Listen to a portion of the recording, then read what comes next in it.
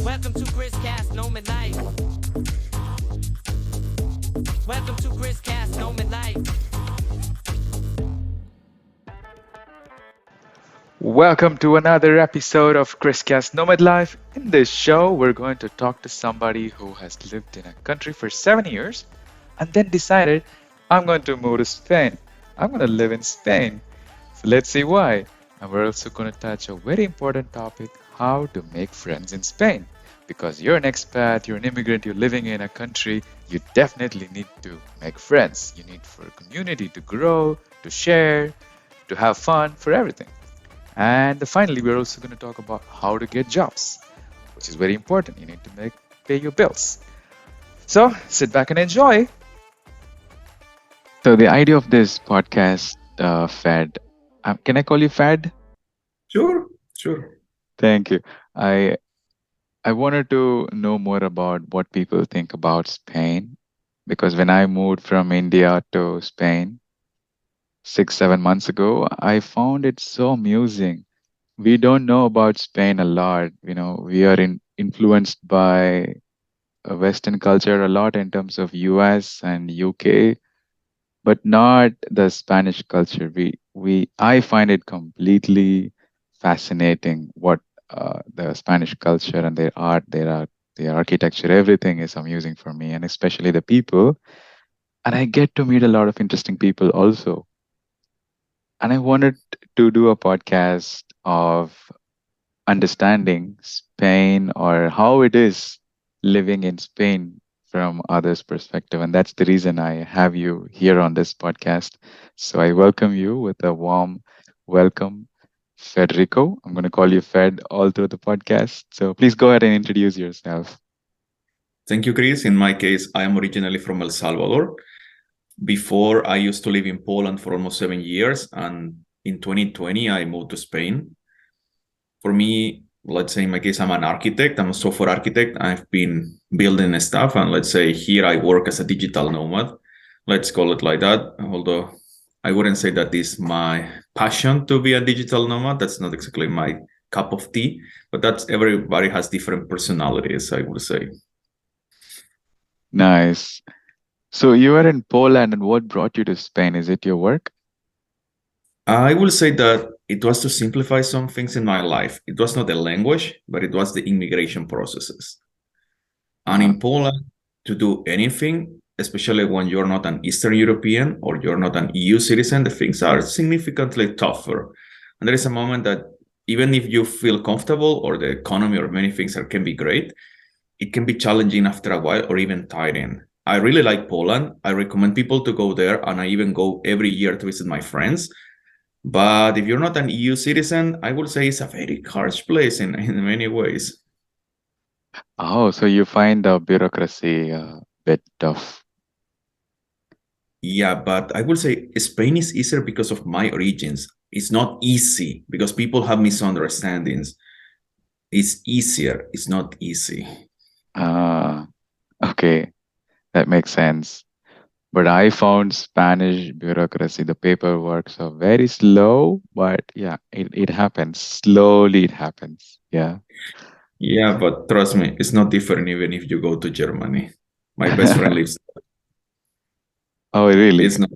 Yeah, it is not different. You can go to Germany, and people have huge misunderstandings about Germany. It's no way. I know too many people living there, and it's always the same. Just to print a card to one of my best friends, it took 9 months to print a plastic card. Wow. 9 months in Germany. Wow. Wow. Okay. Yeah, yeah. We all have some misconception about the country. Unless and until you live there, you don't know what it is. Yeah. Nice. I like it when you said you don't want to be a digital nomad, but that's what you've been put into. Right now, your work has made into a digital nomad. I like to call Yeah. myself a digital nomad, actually. I mean, it's not a cool title, but it's fun. You explore the other countries doing your work and also exploring the culture.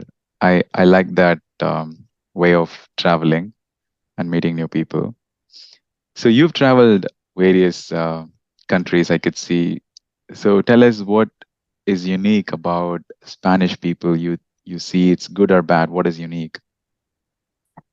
I will say the openness that you have. You might see a lot of tricky things in the news. As always, the news sell other stuff. But I will say that the openness that the Spanish people have encourage even, let's say, the shyest or even the weirdest person to even get into the culture and learn the language.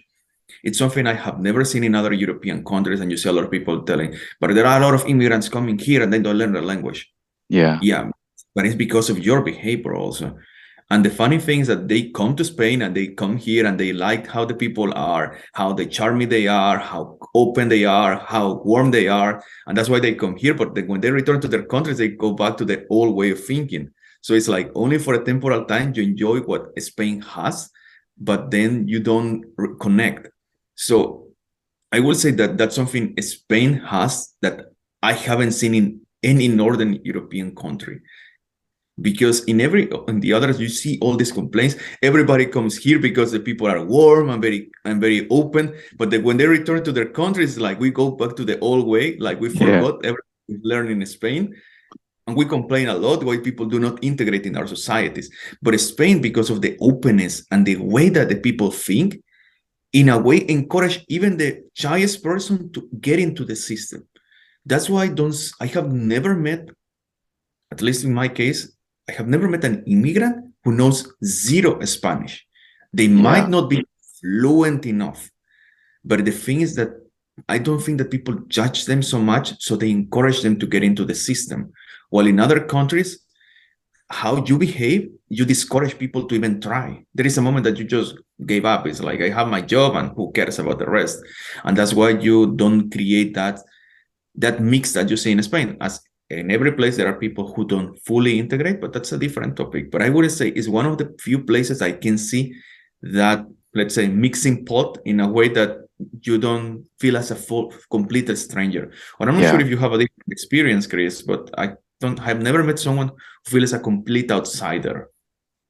That's actually very true. They try to, I mean, you summarized very nicely, actually, they're very warm, they are outgoing, they're charming. I like how dynamic the Spaniards are, and that's one of the reasons Madrid or Spain is the city where you see a lot of tourists coming and going more than the actual population. I've read on the internet there are close to 80 million people every year visiting Madrid alone. That's next to Paris in Europe. It wouldn't be so easy if the people are not so open to welcome a lot of other cultural people. So you summarized it very nicely.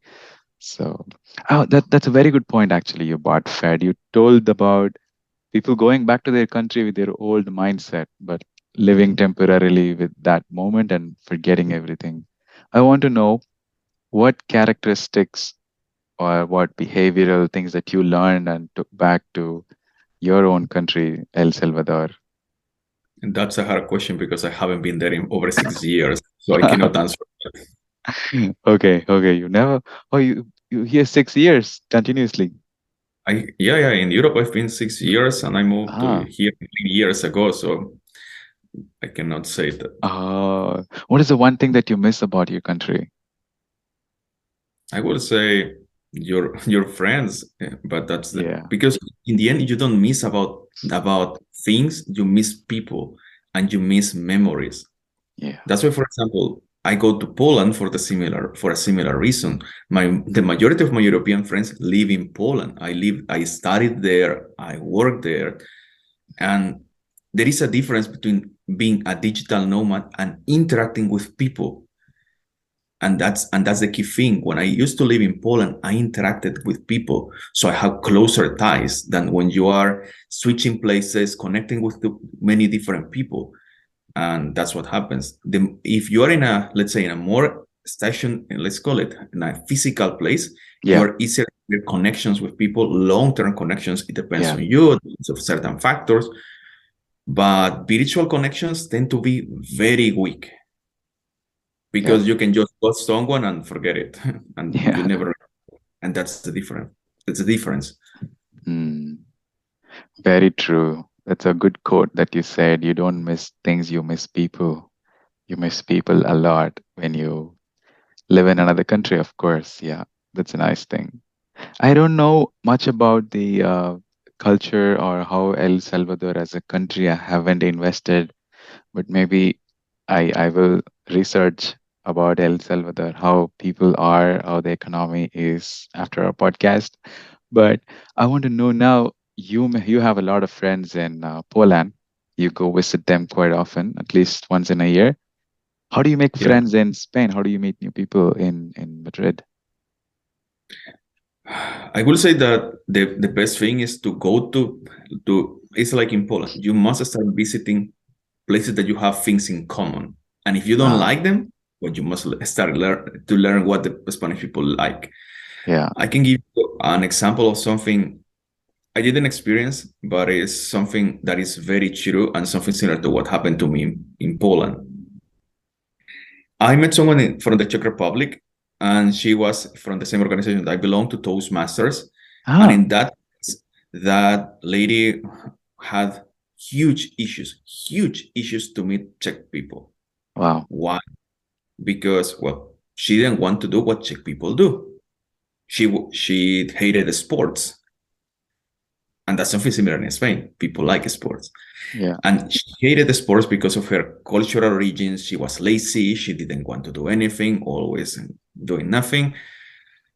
And for 5 years of living in the Czech Republic, she knew, even though she was perfect in Czech, she got zero Czech friends, zero Czech friends. There was not a single one, even though Oh, she spoke English fluently. yeah. One day she noticed that, well, Czech people like to run. She hated to run. Okay. So what were her options? She had to run. No other option. Sometimes you have to do what the crowds do. Yeah. Unfortunately, you are the one who is the foreigner, not the other way around. Yeah. After she started to run, she got a husband and kids. Oh, look at that. As simple as that. You have to learn what the people do. So Hmm. for me, if you would like to integrate in any country, sometimes you need to learn what the crowds do also. I Yeah. know that as an entrepreneur, as as let's say you want to be your own individual, you would like to always be rebellious against the system. But if you don't learn and to understand where you're living, it's gonna be hard. Even if you speak the language fluently, you will always complain, but I cannot meet the Spanish people. Yeah, because the Spanish people have their own traditions, their own hobbies. Yeah. It's not that they're gonna go to play rugby or they are gonna play cricket. Yeah. Spanish people like to play football, Yeah. sometimes basketball. Hmm. So where you can meet the Spanish people, go to the Bernabeu, go to the events that the Spanish people do. Of Hmm. course, in language exchanges, you will meet some Spanish people. Yeah. For I have Spanish friends. I met them in Poland, but I attended to their events when they tell me, hey, we have this tradition and we go to the church. I go with them. If they tell me, oh, hey guys, we have this specific event during this year, I go with them. But the question is, do you go to the activities that Spanish people do, or you would like that they go to your activities? And Hmm. there is a very important lesson. That is, you first need to understand others before you expect that they understand you. And that's Hmm. humans. We want the other way around. We want that people understand us first, but we don't want to understand them first. Yeah. Yeah. Wow. I can see the influence of Toastmasters in the way you speak, and it's Um, interesting. Hmm. I started to perform speeches long before, but Yeah. Yeah. Yeah. That's interesting because I am also into Toastmasters. Yeah, I also participate in a lot of meetings, but it's very less in Spanish. I mean, in English in Spain, you see very less English speaking clubs. Actually, what you said opened my eyes, I should say. I should learn Spanish more rigorously and get into more Spanish Toastmasters than waiting for an English Toastmasters meeting that happens rarely in a month or once in a while. Thank you for that idea. That's a good thought process. Learn what the but not only crowd that, do. man, not only that, try to search for activities that the Spanish people do that are more often. Hmm. Because Masters is not, I want to do a criticism, but I will say that in Eastern Europe, is more active than in Spain, and that's just my experience. In Poland, it was every single week Wow. during the year. There were no exceptions, no breaks. And Yeah. in Spain, it's a different place. You have a different culture. You have the summer, you have the winter holidays, and you have so many things Yeah. that if you really want to meet the Spanish people, you need to try to try to identify, okay, what the Spanish people do here? What are the activities that they go? For example, there is the activity of the Almudena. There is Uh-huh. this is like one of the most important holidays in Madrid. Okay. They gather in the church. A lot of people go there, and you will meet the Spanish people, but you Uh-huh. rarely see foreigners. Why? Because, well, I'm not religious. I don't want to go here, and this is not for me. But in the end, you need to understand Mm. who is the foreigner in the game. Who wants to meet the Spanish people? The Mm. Spanish people don't have the need to come to you. You need that they come to you. So you Yeah. need to approach them to the activities that they do. As my manager always told me, man, but maybe you need to go to do some sports, like I do sports, but not the ones that they do. Yeah. But that's the thing. If you need, like, maybe you need to find a football club. I don't like football. I hate to hit a ball. Well, better to hit a ball just really. Or another activity that I noticed that is extremely popular in Spain, go to play paddle. Ah, I don't paddle. know. I don't know why they are playing that, but it's like an obsession. And so if you want to meet Yeah. people, this is a place. Or another idea that comes to my mind, but I have seen it harder to use in Spain, is the non-profit organizations Yeah. like Culturas Unidas or Mm. these places, and well, they will allow you, but you need to get into the activities that the Spanish people do. And this is the same will apply to Germany, the same will apply to Poland, for sure the same will apply to India, to Yeah. China, Australia, anywhere that you go. Sometimes you must learn to do what the crowds do. After Mm. that, do whatever you want with your life, but until you are able to get into the system, if not, you will always feel like a stranger. Yeah. Very true. Very true. In India, we have a proverb that says, "A one tree cannot give a lot of yield. It's a group of tree that produces yield." So it's amazing how you see that. Learn what the crowd do to mingle and to learn their culture. So thank you for bringing that thought process. So really nice.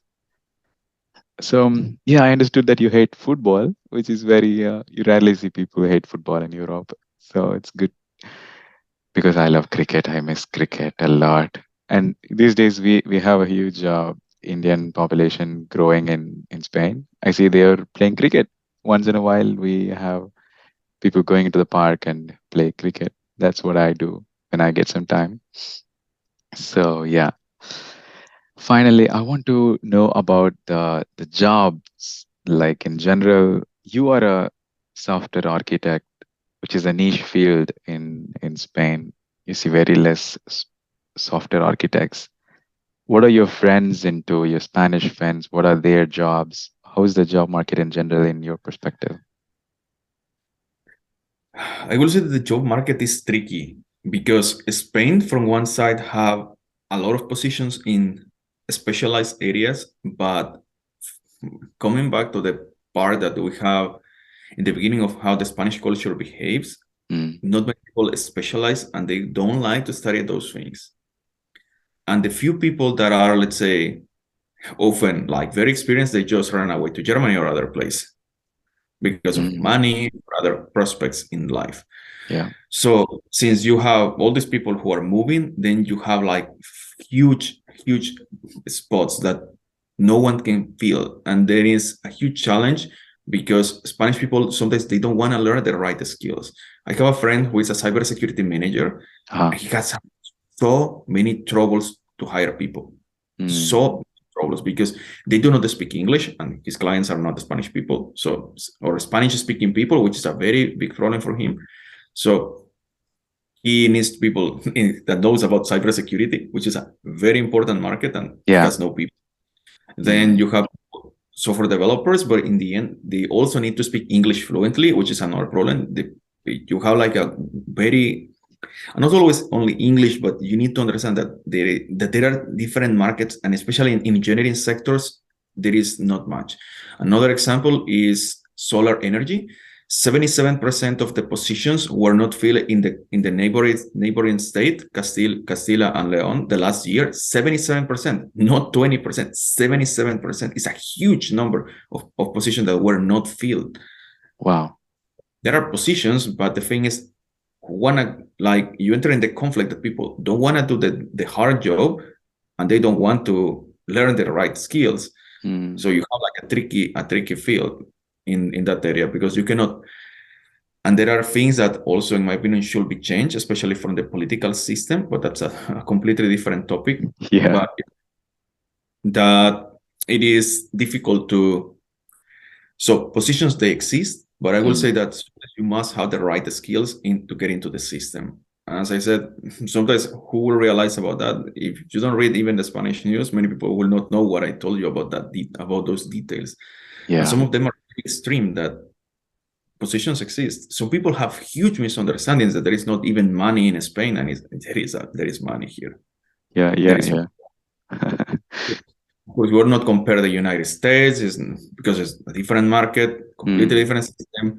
No European country you will earn what you will earn in the US. If you are expecting to earn $150,000, well, go to the US. Wrong place. Europe is not the place. Just remove that from your brain. It's not going to happen. Maybe one or two or a couple of miracles will achieve those numbers, but not even in Germany, man. So if your team is low taxes and a huge amount of money, go to the US. Europe is not the place for you. That's a good tip. That's a very good tip, actually. I also used to say that to my friends. It's not a place to earn a lot of money. Europe is not for being a millionaire so soon. That will not happen. But I like the lifestyle. It is so slow, and it's laid back and chilled out environment. You'll want to live a long-term life, work for 20, 30 years. Slowly you earn money. Then Europe is a place. If you want to rush and beat the game so soon, then yes, US is the place. Not even UK, I would say. UK's living cost is huge. You spend all of your money in your real estate, the place where you stay, and all that. Yeah, probably also that in the UK is London or London, which also affects your possibilities. Yeah. Wow, that was so interesting when you said it's 77 percentage that the positions are not filled, and it's crazy. I see a lot of people blaming that there's no job, but there is job, but we just don't know how to get that with the right skill set. The problem is that I wouldn't say that the people here want to learn the right skills, and it's exactly what you said, that you became too laid back, and then you don't want to upskill, and then I'm fired, but then I don't want to learn anything. And that's a very common pattern, because the more relaxed you are, the less prompt you are to learn something new. And the older you become, the less likely you want to learn anything new. And that is the main issue. It's not, and I remember the last year, an entrepreneur, there was an analysis, I think it was from Forbes, that said that every year the high management had to learn 10 new skills, not one, not two, 10 at least, in order to survive in the market. Wow. And that's something, for example, in my case, what allowed me to, let's say, to stay in my position was that when I came too late because of the bureaucracy of the paperwork. Yeah. And they had to, let's say, release me, which was the case. But there was a contract in between and they couldn't do it. In the end, I found a project and they moved me there. And my manager asked me, do you know about AWS? And the answer was no. So you must learn. What happened with my other colleagues is that they didn't learn. All year they were waiting for the company that they gave them the training. I paid for my training. I had no choice. And I noticed this behavior that people were, no, but the company should pay. Why should I pay the $20? Really, man, it's not 300 euros or that 1,000 euros. It's $20, man. It's nothing. Yeah. Comparison with your salary, you're not getting broken just to pay this. If you pay sometimes even things that you don't need, or you overeat, you can pay in a course. In the end, I am the only one who survived because I adapted. I learned what I require. Hmm. And it's not that I'm not learning other things. This year I'm learning French, and then I'm planning to learn Dutch. And Wow. yes, it comes from my money, not from someone else's money. Yeah, yeah. But the pattern is that people don't want to learn. And something I've learned is like, especially in our times that we have ChatGPT and all these things that can replace you, Yeah. you must be flexible enough to move into a different direction, even if it's not what you wanted. While most people is like, no, but if I don't get a job in what I want, where I want, screw you. And that's the thing. Sometimes you need to even be open that, okay, there is no more jobs in what I do here. Just move out of here. Go to another town. Go to another place. If there is no more, there is no more, and that's all. Or you need to become an entrepreneur and create the business of the thing that you want. But sometimes you have to be open. You must move, relocate, and choose a new path.